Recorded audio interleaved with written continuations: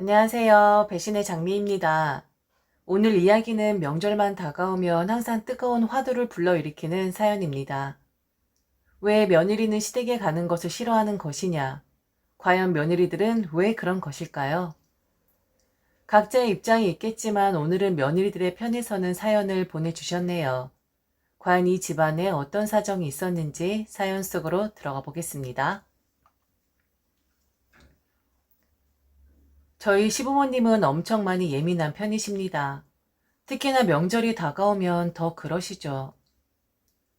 첫 결혼하고 명절 지내기 한 달 전부터 남편은 시부모님 눈치를 봤었고, 덩달아 저까지 시부모님 눈치를 봐야 했습니다. 이유는 바로 저희 첫째 시누이 때문이었어요. 저는 결혼하기 전부터나 후에도 첫째 시누이를 한 번도 본 적이 없습니다. 이야기만 들었을 뿐이었죠. 첫째 시누이는 결혼을 하고 얼마 안 있어 시부모님과 등을 졌다고 합니다. 남편 이야기만 들었기에 어느 정도 감안해서 듣긴 했는데 바로 시누이의 남편 때문에 본인 누나가 부모님하고 완전 인연을 끊어버렸다고 하더군요. 그건 바로 돈 문제 때문이었습니다. 다 매형이 누나를 조종한 거라니까. 우리 누나가 정말 그런 사람이 아니거든. 성실하고 매사에 철두철미한 그런 사람이었는데 그렇게 비양심적인 행동을 할 위인이 절대로 아니야. 매운 잘못 만나서 부모님한테 사기치고 지금 코빼기도 안 비추고 있어. 처음부터 부모님이 결혼을 말리고 들었었는데 아마 싹수가 보였었겠지. 아, 정말 매형이라고 부르고 싶지도 않다. 사람 하나 잘못 들여서 우리 부모님은 자식 잃어, 돈 잃어. 암튼 그때 우리 부모님 충격이 이만저만이 아니었었어. 나 또한 믿을 수도 없었고. 그래도 부모님한테는 누나가 자식이잖아. 미웠다가도 보고 싶어지는 마음은 어쩔 수가 없는 것 같더라고. 명절 되면 누나가 부모님한테 전화하면 그 명절은 잘 지나가는 거고, 만일 그렇지 않으면 완전 살얼음판이야. 그러니까 당신이 좀 이해를 해주고 명절 때에만 우리 부모님 비 좀 잘 맞춰드려. 그 외에는 정말 문제 없으신 분들이거든.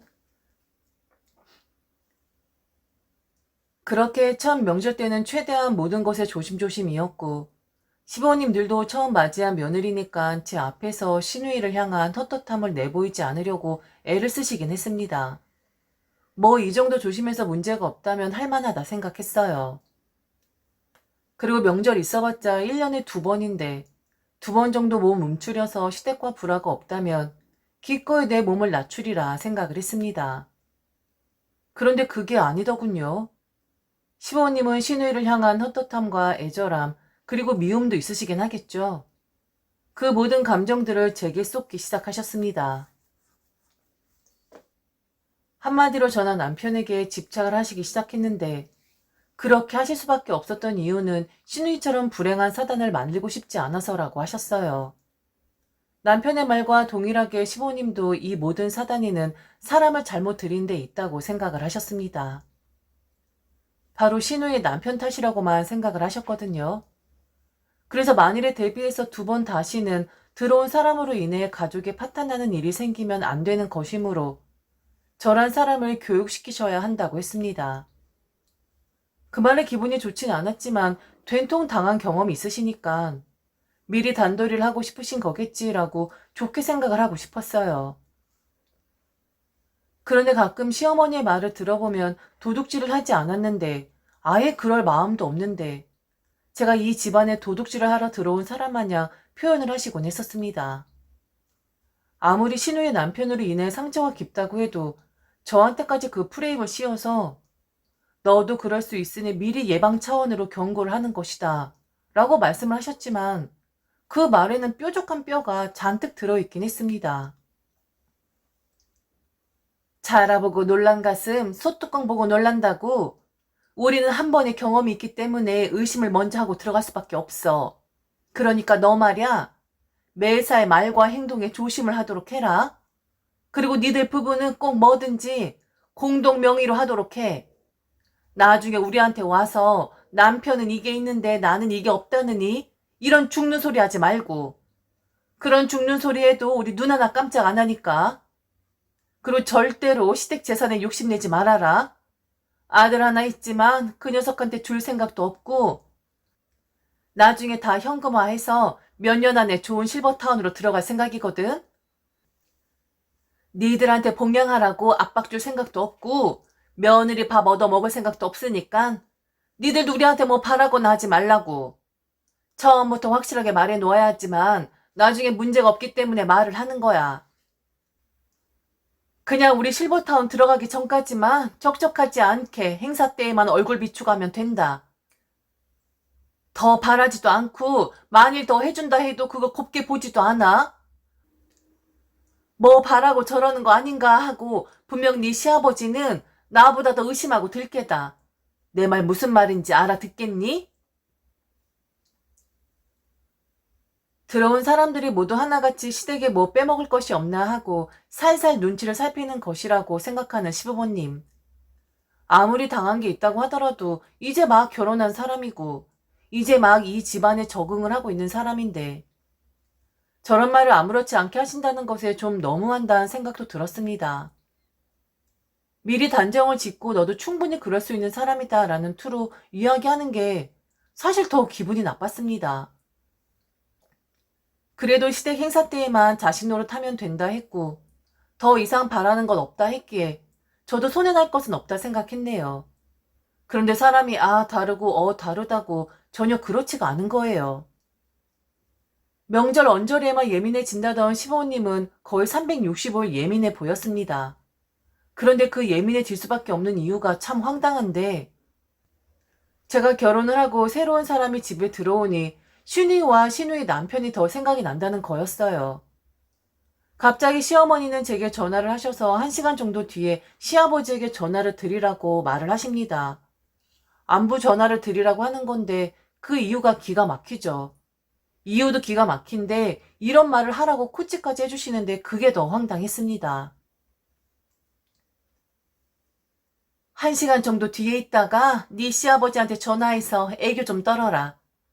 아휴, 오늘 동네 사람들하고 술 한잔 하다가 우리 큰애 이야기가 나왔는데 우리 큰애 칭찬을 그렇게 하는 거야. 우리 큰애가 결혼하기 전까지 참 효녀였었거든. 공부도 잘해. 애도 착해. 이 동네 사람들은 그걸 다 아니까 지금 네 시아버지 마음이 아니야. 큰애 보고 싶다고 아까는 막 울더라. 그러니까 네가 1시간 정도 뒤에 전화해서 시아버지 마음 좀 풀어드려. 이제 네가 우리 집 식구 되었으니까 우리 큰애 노릇 좀 할 수 있는 거잖아. 우리 큰애가 지 아버지를 유독 잘 따랐었거든. 애가 애교도 많았고 지 아버지를 살살 녹였었어. 네가 시집 오고 나서 큰애 생각이 더 나는 것 같더라. 그건 나도 마찬가지고. 갑자기 생각이 나서 보고 싶어서 전화했다고 그렇게 전화해. 그리고 이번 주에 시간 되시면 혹시 들어가도 되냐고. 아버님 시간만 되시면 진지 차려 드리고 싶다고. 그리고 절대로 식사라고 하면 안 된다. 네 아버지가 식사, 진지 이런 거에 엄청 예민해. 꼭 진지라고 해야 하고 뭐 드시고 싶으시냐고. 부족한 솜씨지만 며느리가 아버님께 손수 차려드리고 싶어서 그런다고 말씀드리도록 해. 살살 애교 있게 말해서 네 시아버지 기분 좀 풀어드리라고. 그게 며느리가 해야 할 도리 아니겠니? 아휴, 그놈의 지집애는 남자 하나 잘못 만나서 이렇게 부모 속을 썩이노. 암튼 1시간 뒤다. 내가 한 말 빼먹지 말고 꼭 그렇게 말하도록 해.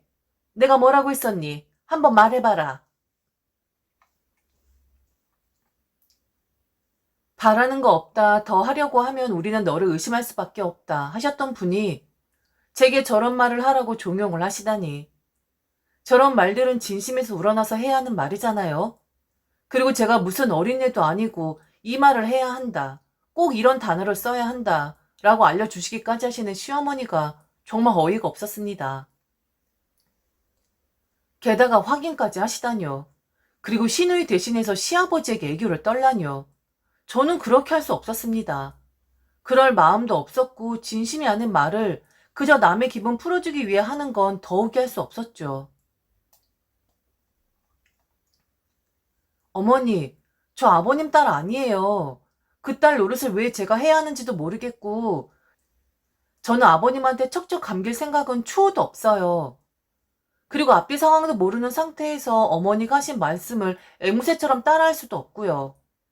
아버님 보고 싶은 마음이 없는데 왜 제가 그런 거짓말을 해야 하는 거죠?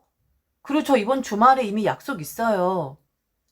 저희 부모님 댁에 가기로 이미 그 사람하고 약속된 상태거든요. 이런 감정적인 거 저한테 요구 안 하셨으면 좋겠어요. 저 이런 거 너무 불편하거든요. 애초에 저한테 딱 원하셨던 건 욕먹지 않을 만큼만 해야 하는 그런 자식 도리였잖아요. 그런데 마음에도 없는 이런 말들을 그것도 어머니하고 짜고서 아버님한테 전해야 한다는 그것 자체가 너무 유치하다는 생각이 들어요. 앞으로 이런 일 저한테 시키지 마시고 그이한테 시키세요. 같은 자식인데 큰이한테 못 받으면 나머지 자식한테라도 받으시면 되는 거잖아요. 왜 엄한 제게 시키시는 건지 모르겠네요. 전화 드릴 생각 없으니까 그리 아시고요. 그럼 끊겠습니다. 제가 너무 냉정하게 대처를 한 것일까요? 그깟 전화 한 번 하는 게 뭐 그리 힘든 것이라고, 한 번 하면 될 것을 이라고 생각하시나요? 만일 처음부터 제게 뼈 있는 말을 안 했다든지 의심을 하고 들어가는 수밖에 없다라는 말을 안 하셨다면 그냥 전화 드렸을 겁니다. 애초에 딱 해야 할 도리만 감정적인 터치를 우리 쪽에서 거부하겠다 하셨던 분들이 바로 시부모님 들이셨습니다.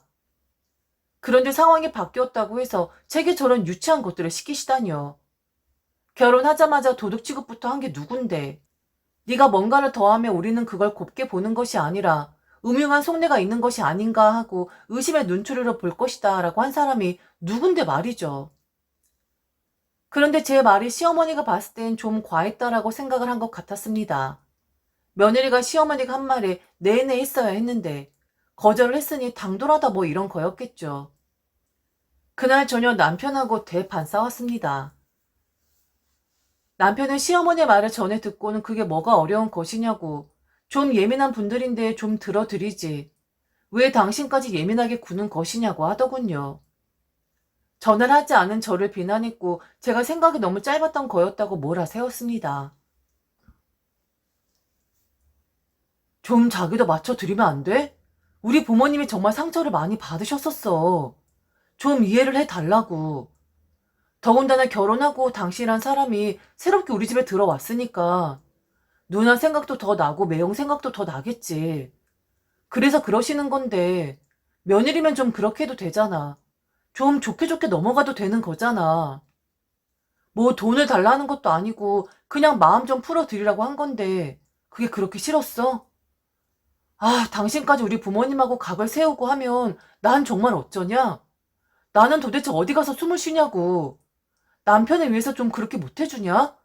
혹시 당신도 우리 매형처럼 그런 과인 거야? 남편도 본인 부모님이니까 그분들이 얼마나 상처를 많이 받고 힘들어 하셨을지 눈으로 지켜봤을 테니까 좀 이해해달라는 말 이해할 수 있었습니다. 그런데 많이 이해를 요하고 싶다면 적어도 말에 어폐가 있으면 안 되는 거 아닌가요? 시부모님 처음부터 저를 어떻게 대하셨는지 분명 남편도 알고 있었고 제게 명절에만 자식 도리하면 된다 했던 사람이 바로 남편이었습니다. 그런데 이제 와서 그게 그렇게 힘이 드냐고요? 그 정도는 해줄 수 있지 않느냐라고 말하는 남편이나 시어머니는 그동안 제게 한 말들은 고려하지 않은 채 일방적으로 제가 한 수 접고 들어가기만을 바라는 것 같았습니다. 며느리니까, 이 집에 새롭게 들어온 식구니까, 자기네들은 한번 상처를 받았으니까 우리가 널 의심해도 너는 당연히 이해를 해야 한다라는 식으로 말이죠. 며느리는 뭐 감정도 없는 사람이랍니까? 시댁에 사는 말은 모조리 넓은 마음으로 이해해야 한다. 토도 달지 말아야 한다. 뭐 이런 거랍니까? 난 지금 어머님 아버님하고 각을 세우는 게 아니야. 그냥 내가 할 도리만 하겠다 이거지. 당신도 그랬었잖아. 명절 언저리만 예민하시니까 그때만 비 맞춰드리면 된다고. 그동안 그렇게 했잖아. 그리고 명절 언저리라고 하면 안 되지. 거의 한 달 전부터 눈치 보지 않았었나? 당신이 하도 눈치를 보니까 덩달아 나도 그럴 수밖에 없었고 그 정도 참아줄 수 있다 치자. 나 그동안 내가 할 도리 다 했어. 명절 땐 가서 눈치 보면서 손에 물집 생길 정도로 일했었고, 그리고 할 사람이 나밖에 없으니까 군말 안 하고 다 했었다고. 1년에 명절 달랑 2번이니까 그 정도는 봉사한다 셈 치고 했었다고. 그런데 이젠 나보고 딸처럼 굴어달라고? 나한테 욕심내지 마라. 우린 너의 과한 행동을 진심으로 보지 않는다. 재산 안 줄 생각이다. 도둑질해 갈 생각 말아라. 딱 우리는 이 정도 사이로만 지내자. 더 다가오지 말아라. 이렇게 먼저 말씀하신 분 내가 아니라 어머님 아버님이야. 그런데 왜 점점 감정적인 터치까지 바라시는 건데? 애초에 그런 거 원하지도 바라지도 않으셨던 분들 아니야? 내가 그렇게 하면 뭐 훔쳐갈 거 없나 하고 의심할 거란 분들이 왜 나한테 그런 걸 시키는 거냐고. 그리고 난 앞뒤 상황 하나도 모르잖아. 그건 내가 결혼하기 전 일이었고 나랑은 상관없는 자기 가족 간의 불협화음이었다고. 왜 나를 거기에 끼워 넣으려고 하는데? 확실하게 말하는데 난 남의 가정사에 끼고 싶은 생각 없어. 그런 거 딱 질색이야. 그러니까 앞으로 이런 일로 나한테 이러쿵저러쿵 하지 마. 참는데도 가만히 있어주는데도 한계가 있는 법이야. 제가 설마 저 일 하나 가지고 그랬겠습니까? 시어머니는 저를 의심하면서도 저라는 사람을 본인이 원하는 사람으로 바꾸려고 하는 것 같았습니다. 가끔 아이 취급을 하면서 하나하나 알려주기를 바랐었고, 가끔 이러다가 네가 우리를 속여먹는 거 아니냐고 무슨 범법자 취급을 했었었죠. 앞뒤 말이 정말 달라집니다. 사람이 무슨 이랬다 저랬다, 아니면 시어머니 속에 다른 인격체라도 있는 것 마냥 어제 말 다르고 오늘 말 다르고 엄청 그랬었죠. 서로 신경 쓰지 말고 살자 했다가 왜 이렇게 신경을 안 쓰는 것이냐고 하고, 전화도 자주 하면 피곤하다 하셨던 분이 왜 또 전화를 안 하는 것이냐고 하는, 도대체 어느 장단에 맞춰줘야 하는지 도통 알 수가 없더라고요. 남편 말로는 명절 언저리에만 예민해지는 거다 했었는데 절대 아니었습니다. 시부모님들은 원래부터 예민한 분들이었고, 원래부터 앞뒤말이 달라지는 분들이었고, 원래부터 그렇게 의심이 많았고 또 대접은 받고 싶어하는, 욕심으로 가득 차 있는 그런 분들이셨습니다. 남편과 계속 티격태격 하다가 결국 친정에 가는 것도 취소를 했는데 갑자기 토요일 아침에 남편이 분주하더군요. 막 준비를 하더니 처가에 가자고 본인이 좀 잘못한 것 같다고, 저를 배려하지 못한 것이 사실인 것 같다고 하며 사과를 했습니다. 못 이기는 척 제 친정으로 갔고 하룻밤 자고 일요일 아침에 시댁에 들렀습니다. 시댁에 들릴 생각은 없었는데 이것저것 바리바리 친정에서 싸주시는 거예요. 그냥 가는 길에 내려드리는 것이 나을 것이라는 생각도 있었지만 일전에 시어머니에게 한 말이 좀 마음에 걸려서 들러야겠다 마음을 먹었었는데 결론적으로는 그렇게 하지 말았어야 했습니다. 시댁에 가니 시부모님 두 분이서 TV를 보고 계시더라고요. 미리 간다고 이야기를 했기에 같이 점심 정도는 드실 줄 알았는데 남편이 물어보니 이미 드셨다고 하더군요. 우리 12시면 먹는 거 모르니? 이 시간이 오면 우리는 뭐 배고파 죽으라고? 아니면 고픈 배 붙잡고 니들을 기다렸어야 했다 뭐 이 말이니? 점심 됐고 냉장고에 포도 있어. 그 포도나 좀 씻어와라. 한숨이 났습니다. 그래 얼른 포도나 후딱 씻어주고 빨리 내빼자 라고 생각을 하고 포도를 알라리 까서 씻고 있는데 포도 알갱이 하나가 툭 하고 바닥에 떨어진 거예요. 그냥 정말 아무 생각 없이 그 떨어진 포도 알갱이 하나를 물로 한 번 더 씻어서 제 입에 넣었습니다. 정말 아무 생각 없이 말이죠. 그런데 갑자기 시어머니가 저를 향해 고함을 치셨습니다. 어머머머, 너 지금 뭐 하는 거니? 아직 어른들이 드시지도 않았는데 어떻게 네 입으로 그게 먼저 들어가? 버르장머리 없게? 어른들이 드시기 전에 먼저 먹지 말아야 하는 그런 기본도 배우질 못했니? 허이구 허이구 잘난 척은 혼자 다 하면서 저런 기본도 없는 게. 포도 알갱이 하나였습니다. 그것도 떨어진 거 주워서 먹은 거였는데 무슨 대역 죄인이라도 되는 양 시어머니는 난리를 치셨습니다. 이런 걸 어이 털린다고 하는 거 맞죠? 떨어진 포도 알갱이 하나 먼저 주워 먹은 게 그리도 잘못된 것인가요? 만일 그렇게 죽을 죄를 진 거라면 100번 제가 사죄를 드려야겠죠. 그런데 제 기본 상식에선 그렇게 잘못된 일이라고 생각하진 않거든요. 기분이 너무 나빠서 아니, 화가 너무 나서 저는 씻고 있던 포도를 그냥 두고 뒤도 돌아보지 않고 나왔습니다. 남편이 따라 나오든 말든 상관없이 차를 끌고 집으로 가 버렸어요. 시어머니 일전에 제가 당신 말을 따르지 않았으니 그게 기분이 나쁘셨던 거였습니다. 그래서 뭐라도 하나 걸려봐라 라고 벼르고 있었던 거였죠. 남편은 택시를 타고 온 건지 어떻게 온 건지 모르겠으나 자기가 생각해도 포도 알갱이 하나 먼저 먹었다고 그렇게 난리를 치시는 시어머니가 너무한다는 생각이 들었는지 제게 아무 말도 하지 않았습니다. 사실 면목 없었겠죠. 면목 없어야만 그게 사람이지, 만일 저를 가지고도 저를 나무란다면 그게 사람입니까? 이후 시댁에 일체 연락도 하지 않았고 연락이 와도 받지 않았습니다. 남편에게 뭐라 하시는 것 같았는데 차마 남편도 제게 말을 하지는 못하는 것 같았고요. 그런데 이번 달 초에 있었던 일이었습니다. 또다시 명절이 다가오니까 시부모님 신기 불편해지는 시기가 온 것이었죠. 가뜩이나 돈 해먹고 날라버린 시누이 때문에 속상하신 분들인데 며느리까지 시댁과 연락을 피하고 있으니 그 속이 오죽 답답하셨겠어요.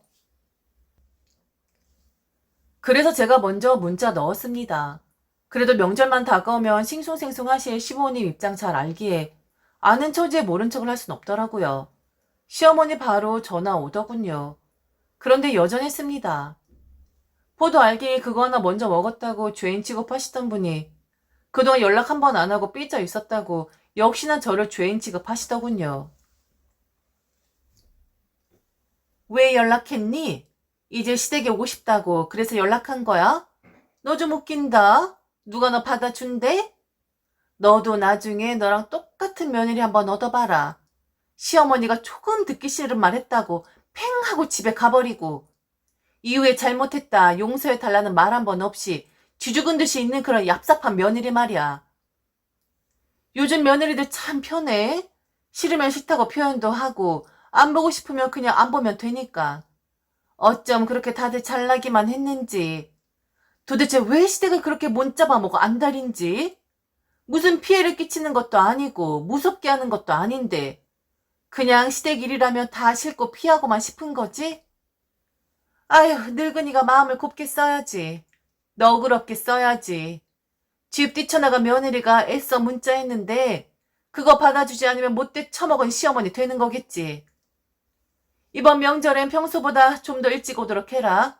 음식 가짓수를 좀 더 늘릴 생각이야.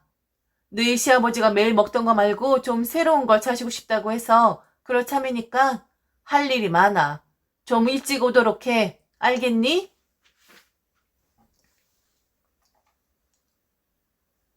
배려해서 문자 보냈더니 오히려 기고만장해지는 시어머니. 왜 모르는 것일까요? 저렇게 큰 소리치고 저렇게 우위를 점하고 있는 것처럼 말할 필요 전혀 없는데 정말 시어머니는 모르시는 걸까요? 당신도 한때는 며느리였었으면서 왜 며느리들이 시댁을 불편해하는지 정말 몰라서 묻는 것일까요? 좋은 마음에서 문자 보냈는데 제 마음을 무참히 짓밟았습니다. 일전 포도 알갱이에 대한 마음이 다 풀리지도 않았지만 그래도 며느리니까 한 번 참고 보낸 거였는데 그럴 필요가 전혀 없었던 거였었죠. 어머니, 정말 그러시는 거 아니에요. 같은 여자로서 부끄럽지도 않으세요?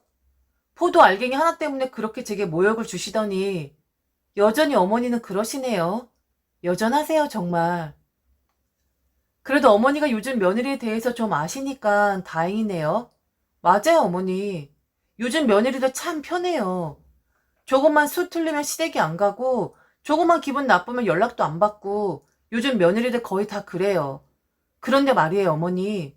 조금만 달리 생각해보면 만일 시댁에서도 며느리들을 귀한 대접해주고 며느리들 앞에서 말도 좀 조심하고 며느리들한테 이런 일 저런 일 말도 안 되는 거 시키지 않고 인격적으로 대우해주면요.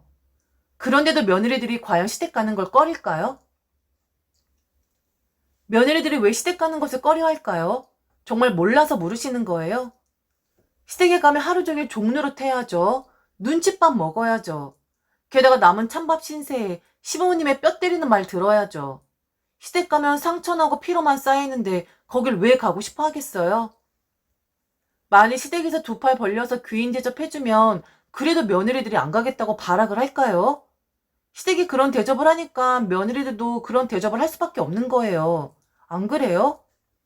오늘 문자를 드린 이유는 그래도 한 수 접어야 하나 생각을 하고 드린 거였는데 이것 또한 제가 잘못 생각한 것 같네요. 그냥 저도 일반적인 요즘 며느리들처럼 굴어야겠어요. 이번 명절에는 못 갈 것 같습니다. 피곤하기도 하고 일도 많고 이번 명절엔 그냥 집에서 좀 쉬어야겠어요. 그럼 그런 줄 아시고요. 전화 끊을게요.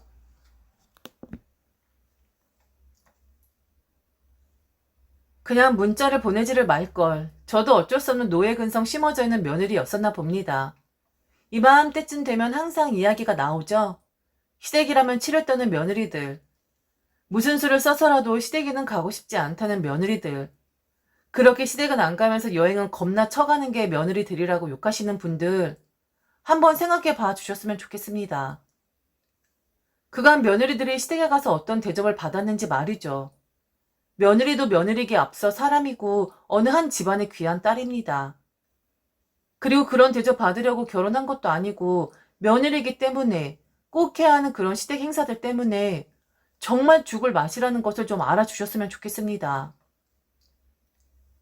너무 며느리 입장에서만 말씀드려 죄송하지만 시부모님들도 항상 이야기하는 시대가 변해서 요즘 며느리들은 편해졌다라는 말을 달고 사는 것처럼 그럼 그 시대에 맞춰서 시부모님들도 좀 변해야 하는 거 아닐까요? 그냥 죽자 살자 며느리만 잡는 게 아니라요. 그렇게 잘 해줬는데 과연 며느리들이 시댁에 가는 거를 꺼려하는 걸까요?